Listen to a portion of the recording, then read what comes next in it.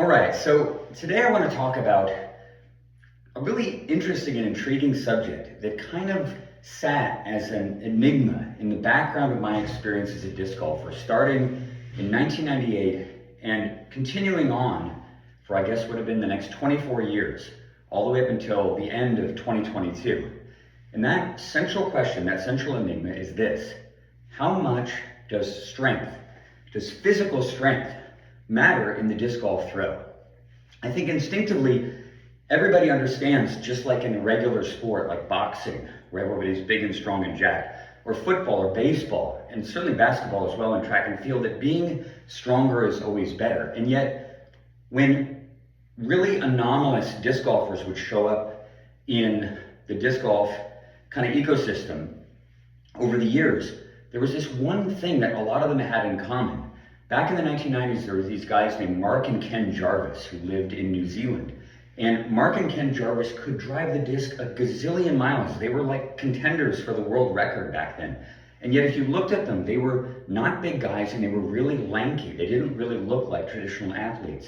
There was a guy named Will Schusterick who was a dominant player around the time when Macbeth was kind of getting started, and then a little bit overlapping with him, although I guess Will is still active but hasn't been as dominant or as present in the space.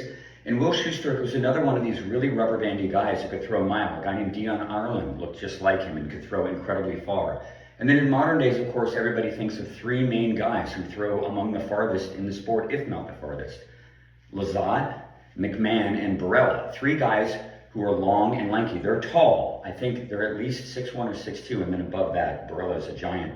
And they have super long, whippy arms. They have these crazy long, whippy arms and huge levers.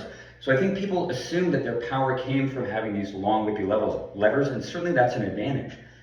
But the thing is that they had something else weird about them. They were long and floppy and lanky. They were really thin. They didn't look athletic, and yet they could bomb the disc just ballistic. They could outdrive guys that were way bigger and stronger on the tour. And people were wondering, what the hell's going on here? What is it about disc golf that makes these long, whippy guys so good when they don't show up in other sports where clearly being big and muscular matters? And for a long time, I just thought it was a leverage thing. I just assumed that they could move these big, whippy bodies better, and that was advantageous, that they didn't need strength. And then in 2020, when I was, this is 3 years ago now, so I was 46, I was at a stage in my life where I was not working out as much, and I was still running and athletic, and I did lots of push-ups and stuff, but my physicality was degraded. And I was strong still, but not particularly strong anymore, if I ever really was. And I met this guy. His name is Sebastian Beamy, and he's part of the Method Project. If you watch the videos, you'll learn all about Sebastian as soon as you start to watch our series. But I met Sebastian right at the tail end of him being an Olympic, not quite Olympic, but All-American level. Well, he was a heptathlete as an All-American, but he was a decathlete. So he did 10 different events outdoors and 8 different events indoors. And they required him to be extremely physical in all these different novel ways. He had to jump and throw and run fast and also run long and figure out how to use ground force to high jump and how to use ground force to throw a javelin and how to use ground force to plant off the ground and go over a bar and pole vault, and how to long jump and everything else in between. Sebastian had incredible athletic intelligence that allowed him to go from being a complete beginner at disc golf to throwing over 500 feet within 2 weeks. That's how fast his growth arc was, because of how good of an athlete he was and how studious he was as a student of athleticism in general. And when I met Sebastian in 2020, he and I became friends, and we started talking about his ability to throw the golf disc 80 miles an hour, because he could actually throw that fast. He threw as fast as Eagle McMahon, and I couldn't believe it, because I had been toiling trying to solve this enigma of form since roughly 2004, when I first learned the X step.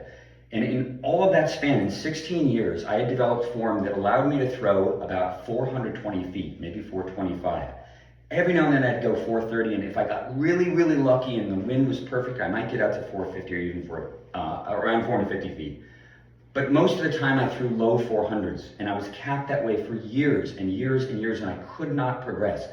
And when I watched Sebastian throw and all the other pros, it was like these guys were like on Mount Olympus or something. Their biomechanics didn't even make any sense to me. The disc was like a ballistic gun. It looked like they were firing a ballistic gun, and in the Navy or something, like an artillery shell, and it would hiss and roar and fly 40 feet off the ground and never stop. That's what pro form really looks like, and it's this dragon that so many people chase in the sport when they try to get better. I was chasing it for so many years and I could not grab it, I couldn't seize it. But when I saw Sebastian and I started talking to him, I was determined that I had to learn the form that he had. I must study him and figure out what he's doing. And in that process, we started talking about strength training. Because as a strength athlete, a decathlete, Sebastian had done tons of strength training. He was incredibly strong. And we kind of went through all the different lifts that Sebastian was good at. The three main lifts, of course, being bench press, squat, and deadlift. But the deadlift among those three is often regarded in athletics as being kind of the most holistic lift. And for people who aren't familiar with it, I'm going to grab a broom. I don't actually have a deadlift bar. So it's a lightweight. But basically in the deadlift, you're just simply saying how much weight can you pull off the ground to a standing position. So you get braced against the weight and you stand up with it. And because it's a sequence that runs from basically the upper part of the hamstring all the way up through the lower back, all the way up into the lats and the shoulders, it uses something like 30 different muscle groups to complete. And because so much of your body is engaged in the deadlift, it's kind of often used as the best metric of a person's overall body strength, at least functional body strength. Some people can bench a ton, but they can't even deadlift their body weight off the ground. Well, maybe that's an exaggeration, but you get the idea. Sebastian, when I met him, could deadlift 500 pounds off the ground. He did it sumo style, but his conventional deadlift was awesome also. In sumo style, basically, you're just pulling the weight between your legs rather than your legs like that. And I couldn't believe it. And I knew from my own experience that I could deadlift about 200 pounds, not 500. When I looked at Sebastian and my form on camera, our form looked extremely similar, actually. When I overlaid them and I studied them carefully, it kind of looked like a few things of mine were in the wrong place, but nearly everything looked exactly the same to my eye, and I couldn't see what was different. And I certainly couldn't see what accounted for the fact that he could throw 80 and I could cap out around 60 miles an hour, maybe 61 if I got really lucky. So it seemed like this was the last piece of the puzzle. It had to come down to strength. It had to come down to strength, so I had to get strong. So I hired a trainer in the middle of 2020, and I started busting my ass. And at the beginning, I could deadlift 200 pounds. And by the end of the year, through just sort of steady incremental growth, 5 pounds a week, I deadlifted 340, and it was a hell of a struggle. And at the time, I think I weighed about 171, 172 pounds. But I didn't stop there. I kept going because I wanted to get to where Sebastian was. So by, I think, early, maybe March or April of 2021, I did 400 for the first time, and I kept going, and all the way down to the bottom of 2022, so a little over a year ago. And I posted a video, a YouTube short, a little while ago that showed me doing a deadlift with the question, the sort of tagline, how much does deadlift matter in producing power in the disc golf backhand? So in that video, I'm deadlifting 445 pounds. And a couple weeks later, I did my maximum that I've ever done I did 465 pounds, 465, when I weighed about 180 pounds. A monumentally insane deadlift. I can't even believe I was able to do it. And the thing is that as I stepped away from that experience, getting up to a 465 deadlift within 35 pounds of what Sebastian can do, I assumed that my speed had to have gone up. I hadn't tested it this whole time because I was just focused on strength training. I figured I've got to be able to throw farther. I've got to be able to throw harder. I'm so much stronger. I'm 2.5 times stronger. And so I went and I measured my speed, throwing discs in the net as I always have done. And I'm looking at the radar, and I'm double checking and triple checking every time, looking at it. How can it be the same?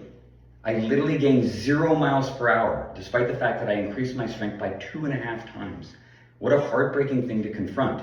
But the one important part of that was that this test happened around the beginning of 2023, is that I realized there was something very fundamental that I was missing. There was a feel that I had that had somehow just evaded me like mist since 2004.